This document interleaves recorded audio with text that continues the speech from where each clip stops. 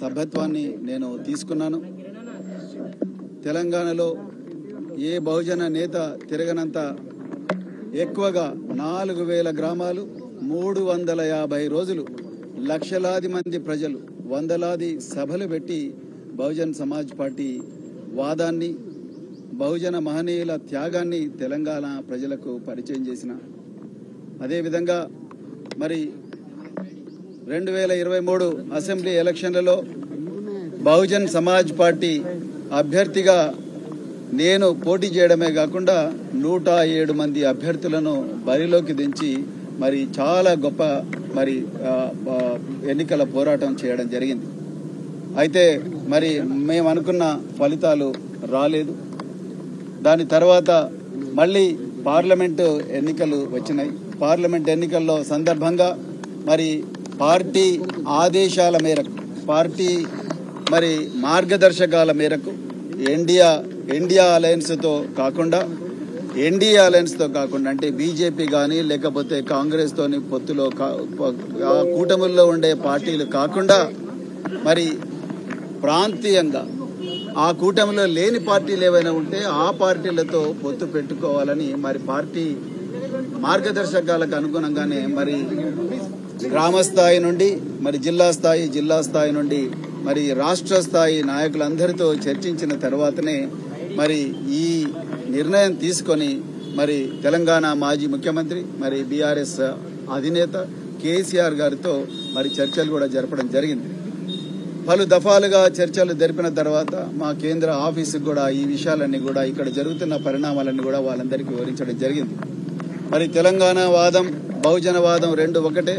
మరి తెలంగాణ ప్రయోజనాల కోసం, మరి రాజ్యాంగాన్ని రక్షించుకోవడం కోసం కేంద్రంలో మరి బీజేపీ రాజ్యాంగాన్ని రద్దు చేస్తా అంటా ఉన్నది. 400 సీట్లు ఇవ్వండి, రాజ్యాంగాన్ని రద్దు చేస్తా అంటా ఉన్నది.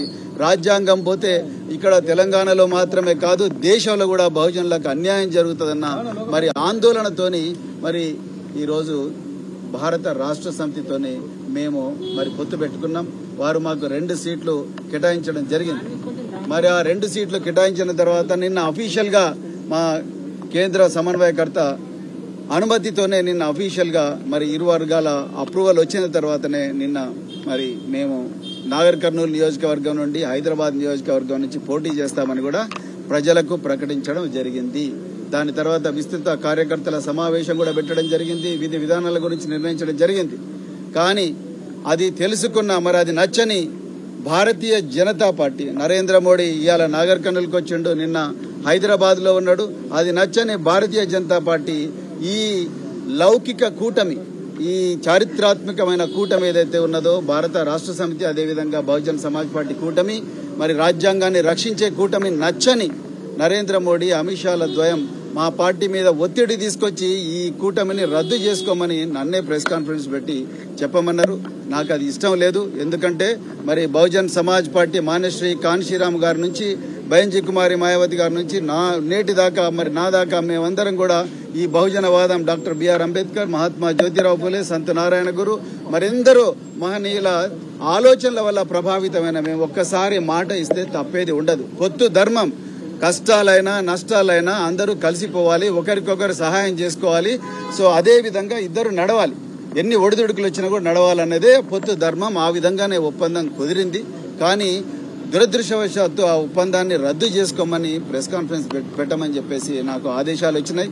కానీ ఆ ఆదేశాలు నేను అమలు చేయదలుచుకోలేదు. ఎందుకంటే పొత్తు ధర్మంలో భాగంగా నేను కూడా మరి 26 సంవత్సరాల పోలీసు సర్వీసు, దేశం కోసం ప్రాణ త్యాగానికి కూడా సిద్ధమయ్యి నేను పనిచేసిన.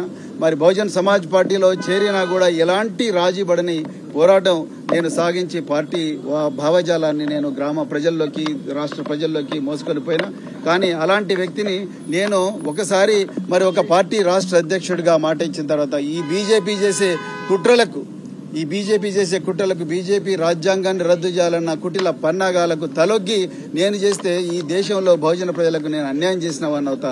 అందుకొరకే నేను మరి ఈరోజు నేను రాజీనామా, బహుజన్ సమాజ్ పార్టీ సభ్యత్వానికి నేను రాజీనామా చేయడం జరిగింది. తెలంగాణ ప్రజలందరూ కూడా ఈ నిర్ణయాన్ని మరి స్వాగతించాలని చెప్పి నేను కోరుకుంటున్నా. నేను తెలంగాణలో బహుజన ప్రయోజనాల కోసం, అదేవిధంగా మరి తెలంగాణలో ఉండే బహుజన ప్రయోజనాల కోసం, దేశంలో రాజ్యాంగాన్ని రక్షించడం కోసం, లౌకికవాదాన్ని బతికించడం కోసమే నేను ఈ నిర్ణయం తీసుకున్న, ఇంకొక ఉద్దేశంతో కాదు. మరి నాకు ఇంత చక్కటి అవకాశం, 2.5 సంవత్సరాలు నన్ను సొంత తమ్మునిగా భావించి నాకు అవకాశం ఇచ్చిన బహన్జీ కుమారి మాయావతి గారికి నా హృదయపూర్వక పాదాభివందనాలు తెలుపుతున్నా. అదేవిధంగా తెలంగాణ నా తోడుగా ఉన్న, మరి ఎండనక వాననక రేయనక పగలనక నాతో పాటు తిరిగిన ప్రతి కార్యకర్తకు కూడా నేను హృదయపూర్వక పాదాభివందనాలు తెలుపుతున్నాను. ఇప్పటికి కూడా నేను బహుజనవాదినే, నా గుండెల్లో బహుజనవాదం ఎప్పుడు కూడా ఉంటుంది. కానీ ఒక్కటి మాత్రం చెప్తున్నా, నేను ఎలాంటి ఒత్తిళ్లకు తలొగ్గను. ప్రాణం పోయినా సరే రాజ్యాంగాన్ని రక్షించుకుంటాం, రాజ్యాంగాన్ని కాపాడుకుంటాం. రాజ్యాంగ విలువలు జస్టిస్, లిబర్టీ, ఈక్వాలిటీ, ఫ్రాటర్నిటీ ఏవైతే విలువలను బాబాసాహెబ్ అంబేద్కర్ గారు చెప్పినరో, మానేశ్రీ కాన్షీరామ్ గారు ఏ విలువలైతే బోధించినరో ఆ విలువలను తప్పకుండా మేము కాపాడుకుంటాం, ఆ చరిత్రను కాపాడుకుంటాం. బహుజన ప్రజల కోసమే మరి రాత్రింబవలు పోరాడతామని చెప్పేసి ఈ సందర్భంగా చెప్తున్నా. సో నేను ఈ నిర్ణయం నేను స్వచ్ఛందంగా మరి ఈ రాష్ట్ర ప్రజల ప్రయోజనాల దృష్టిలో పెట్టుకుని తీసుకున్న. ఒక్కసారి ఒక ఒప్పందం జరిగిన తర్వాత ఆ ఒప్పందం అనేది మళ్ళీ ఆ ఒప్పందం నుంచి బయటికి రాకూడదు. అది కనీసమైన ధర్మం. అందుకొరకే నేను ఆ పని చేయడం ఇష్టం లేక మరి నేనే బయటికి రావడం జరిగింది. సో నేను మళ్ళొకసారి చెప్తున్నా, బహన్జీ కుమారి మాయావతి గారు ఉక్కు మహిళ, మరి ఉత్తరప్రదేశ్ మాజీ ముఖ్యమంత్రి గారు, వారు నిజంగా చాలా గొప్ప వ్యక్తి. వారు నాకు ఒక చక్కటి అవకాశం కల్పించారు. వారికి హృదయపూర్వక ధన్యవాదాలు తెలుపుతా ఉన్నా. అదేవిధంగా బహుజన్ సమాజ్ పార్టీ నాయకులకందరికీ ధన్యవాదాలు చెప్తా ఉన్నా. మరి నేను త్వరలోనే నా శ్రేయోభిలాషులు, అదేవిధంగా నా అభిమానులు, నాతో కలిసి నడవాలనుకున్న అందరు వ్యక్తులతోని ఒకసారి సమావేశం జరిపి నేను అప్పుడు నా రాజకీయ భవిష్యత్తు మీద నిర్ణయం తీసుకోబోతున్నా అని చెప్పేసి చెప్తున్నా. మరి ఇంత చక్కటి అవకాశం ఇచ్చిన మీడియా మిత్రులందరికీ కూడా హృదయపూర్వక ధన్యవాదాలు తెలుపుతా. గురించి మరి మేము కేసీఆర్ గారితో ఇంతసేపు చర్చించడం జరిగింది. తప్పకుండా వారితో కలిసి పనిచేస్తాం.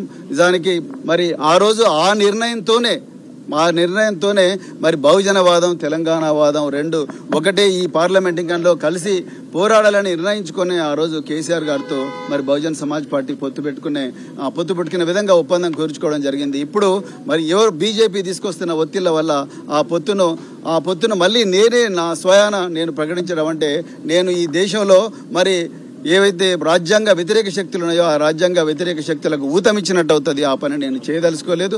తప్పకుండా రాబోయే రోజుల్లో మేము కేసీఆర్ గారితో మరి బీఆర్ఎస్తో కలిసి పనిచేస్తామని చెప్పి ఈ సందర్భంగా చెప్తున్నాను.